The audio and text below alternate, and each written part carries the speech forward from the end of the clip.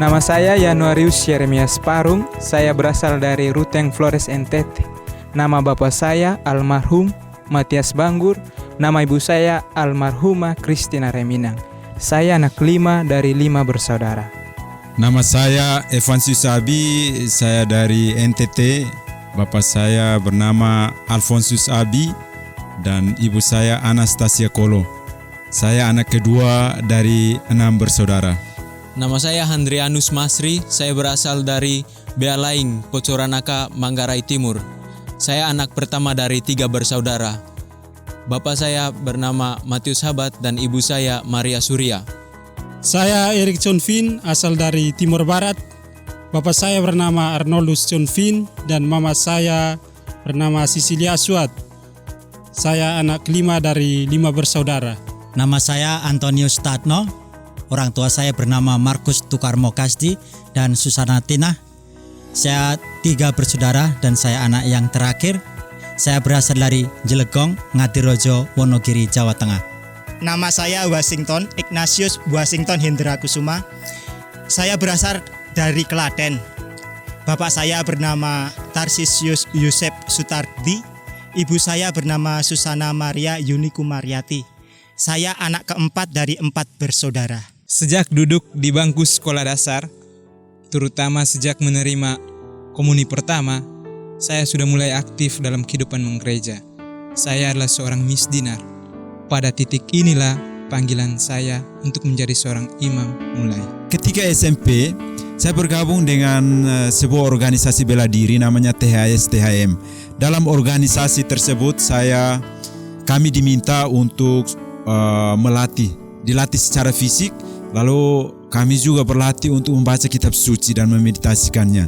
Dan yang sangat menarik bagi saya adalah bagaimana memeditasikan Injil itu.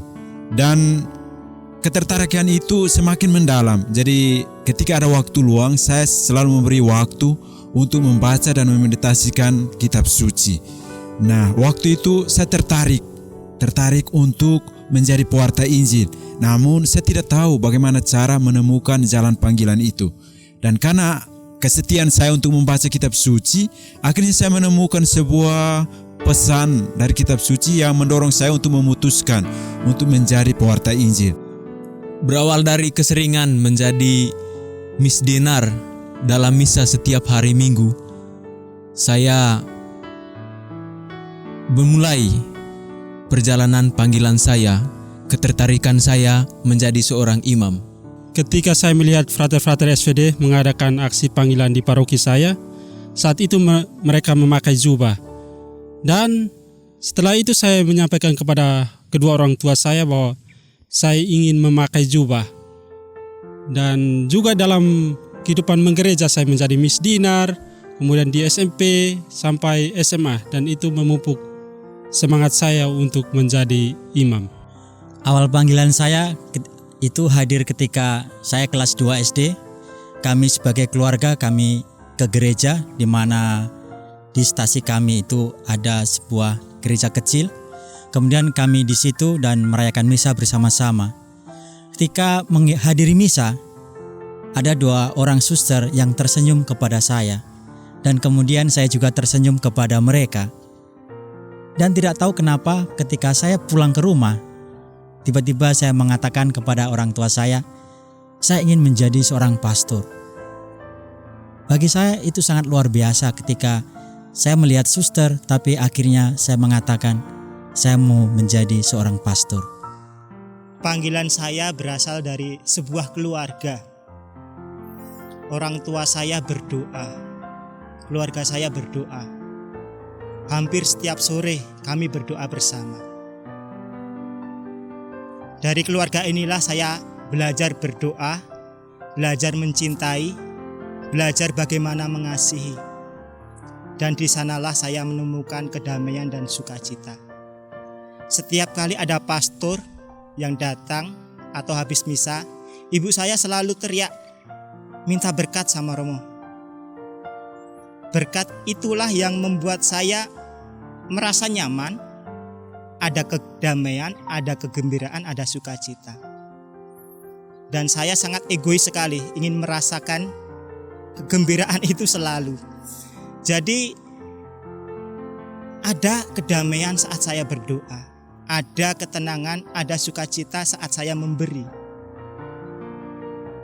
Dan ini ingin saya ungkapkan lewat penyerahan diri saya kepada Allah.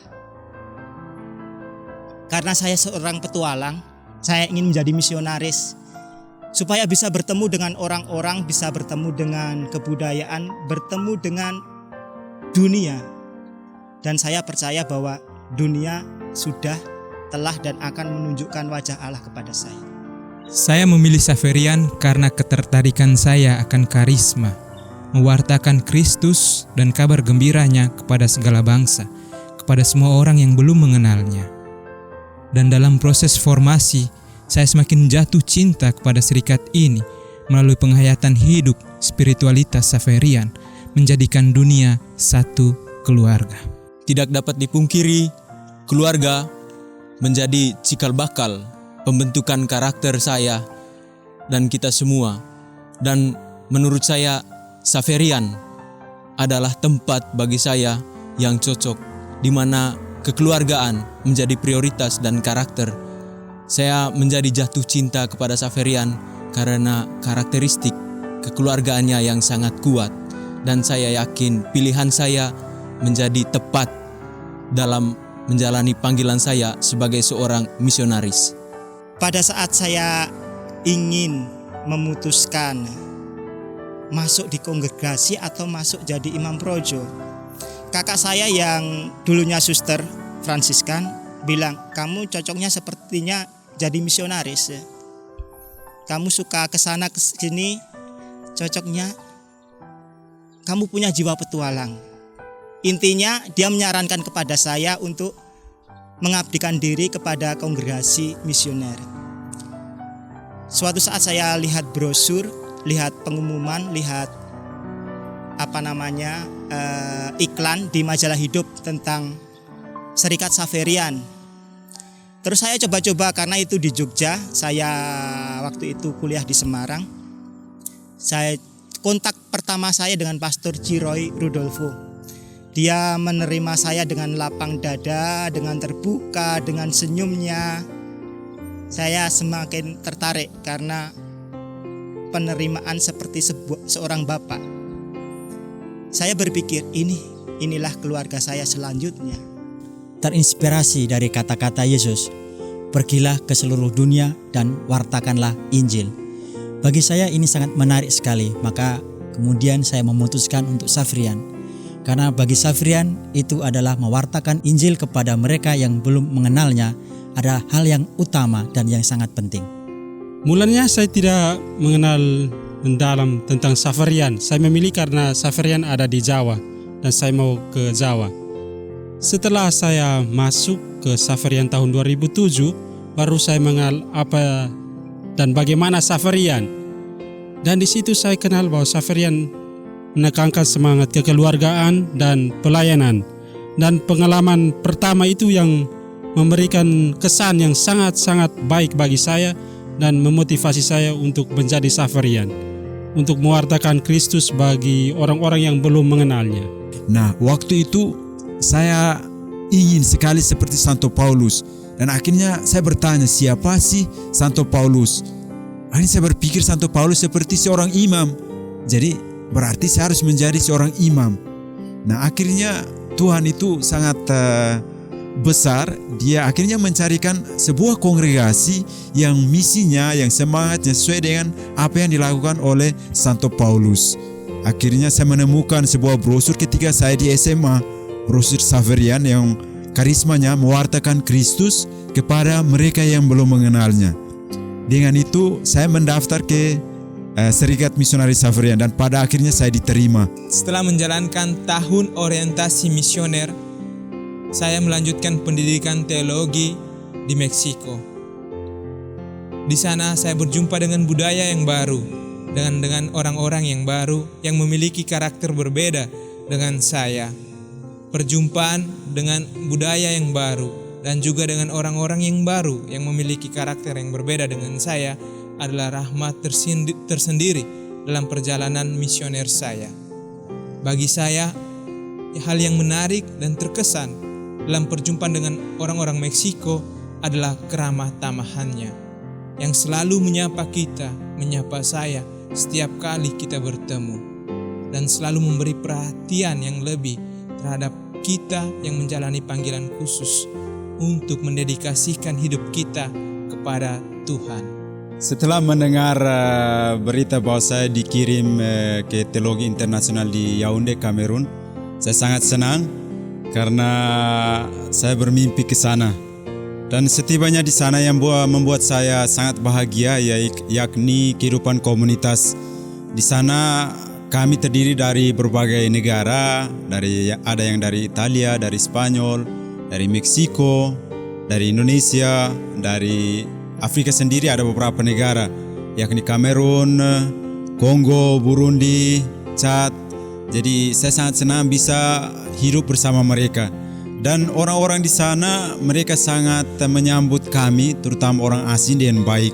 Dan saya sangat senang dengan budaya mereka, teristimewa dalam liturgi. Liturginya itu sangat hidup, biasanya berdansa waktu misa, dan itu membuat saya semakin mencintai panggilan dan misi di sana. Karena dari kehidupan sosial mereka, kebanyakan orang miskin, tetapi kehidupan mereka itu selalu diwarnai dengan keceriaan, kebahagiaan, dan apa yang mereka miliki sekecil apapun itu dibagikan. Dan menurut saya, akhirnya misi bagi kami adalah kehadiran kami, bukan kepunyaan yang kami miliki, tapi kehadiran untuk selalu berbagi kegembiraan dan kebahagiaan. Dan itu membuat saya semakin bangga menjadi seorang misionaris untuk selalu tinggal bersama mereka yang selalu menemukan kebahagiaan dalam kesederhanaan. Ada banyak pengalaman menarik dalam formasi ini. Salah satunya adalah pengalaman saya tinggal di Manila, antara kematian dan kehidupan. Di sana mereka merayakan kematian dan kehidupan itu sesuatu hal yang luar biasa. Jadi kematian itu bukan dilihat sebagai suatu hal yang menakutkan, tetapi dilihat sebagai suatu kehidupan yang baru, yang akhirnya ini membuat saya memahami bahwa kematian adalah suatu rahmat yang luar biasa, di mana kita merayakan kehidupan kita bersama dengan Yesus. Mengadakan teologi internasional di Manila, dan hal yang paling menarik saat saya berteologi di sana adalah kehidupan umat,